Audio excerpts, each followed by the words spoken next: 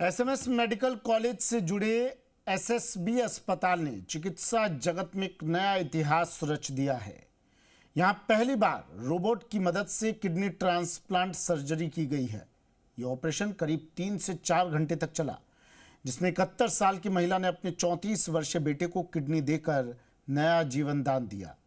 इस तकनीक के साथ एसएमएस अस्पताल उत्तर भारत का पहला सरकारी संस्थान बन गया है जहां रोबोट से रीनल ट्रांसप्लांट किया गया है। एसएमएस हॉस्पिटल ने रचा नया इतिहास। एसएसबी में पहला रोबोटिक किडनी ट्रांसप्लांट। एसएमएस अस्पताल जयपुर ने मेडिकल क्षेत्र में एक नया इतिहास रच दिया। पहली बार रोबोट की मदद से किडनी ट्रांसप्लांट सर्जरी की गई और वो भी पूरी तरह निःशुल्क। ये संभव हुआ मुख्यमंत्री चिरंजीवी स्वास्थ्य बीमा योजना के तहत, जिसमें इस ट्रांसप्लांट को जोड़ा गया है। इस सफल सर्जरी को यूरोलॉजिस्ट डॉक्टर शिवम प्रियदर्शी की अगुवाई में अंजाम दिया गया। उनके साथ डॉक्टर नीरज अग्रवाल, डॉक्टर गोविंद शर्मा और डॉक्टर सोमेंद्र बंसल की टीम रही। एनेस्थीसिया विभाग से डॉक्टर वर्षा कोठारी, डॉक्टर अनुपमा गुप्ता और डॉक्टर सिद्धार्थ शर्मा ने सहयोग किया। ये राजस्थान का पहला रोबोटिक रीनल ट्रांसप्लांट है, जिसमें मरीज को कम दर्द हो और रिकवरी भी जल्दी होती है। डॉक्टर का कहना है कि एसएमएस अस्पताल की टीम ने शानदार काम किया। एक तो मैं पहला कहना चाहूँगा, आपका थिएटर कॉम्प्लेक्स बहुत ही मॉडर्न है, बहुत ही अच्छा है और ऐसा प्लान किया गया है कि is very doctor friendly and patient friendly. तो बहुत अच्छा लगा आपका थिएटर देख के, और थिएटर में हर तरह की फैसिलिटी है।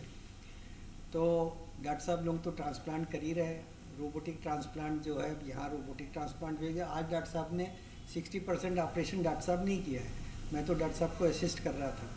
तो अब मैं आई एम वेरी होपफुल कि यहाँ पर रेगुलरली रोबोटिक ट्रांसप्लांट होगा। है कि पिछले 3 सालों से हम रोबोटिक सर्जरी कर रहे हैं। रीनल ट्रांसप्लांट जो होता है रोबोटिकली, वो बहुत कुछ सेंटर्स में ही हो रहा है सारे विश्व में, और भारत जो है उसमें ये वो अग्रसर है। और भारत से जो सर्जन्स है वो बाहर जाकर काफ़ी लोगों को उन्होंने ट्रेन किया है डिफरेंट कंट्रीज़ में, यूएस में, जर्मनी में, जापान में। तो हमारे यहाँ हम काफ़ी दिनों से वेट कर रहे थे, इसके लिए कुछ स्पेशल इंस्ट्रूमेंट्स की ज़रूरत होती है। तो वो जैसे ही आए तो हमने ये पहला रोबोटिक रीनल ट्रांसप्लांट किया है। ये ट्रांसप्लांट 71 वर्षीय महिला द्वारा अपने 34 साल के बेटे को किडनी दान कर किया गया, जिसे भावात्मक रूप से भी एक प्रेरक उदाहरण माना जा रहा है। एक मां ने बेटे को दूसरी बार जीवन दिया। अस्पताल के अधीक्षक ने कहा है, रोबोटिक तकनीक से सर्जरी अधिक सुरक्षित और प्रभावी होगी। नेफ्रोलॉजिस्ट डॉक्टर धनंजय अग्रवाल के मुताबिक ये पूरे विभाग के लिए गर्व का क्षण है।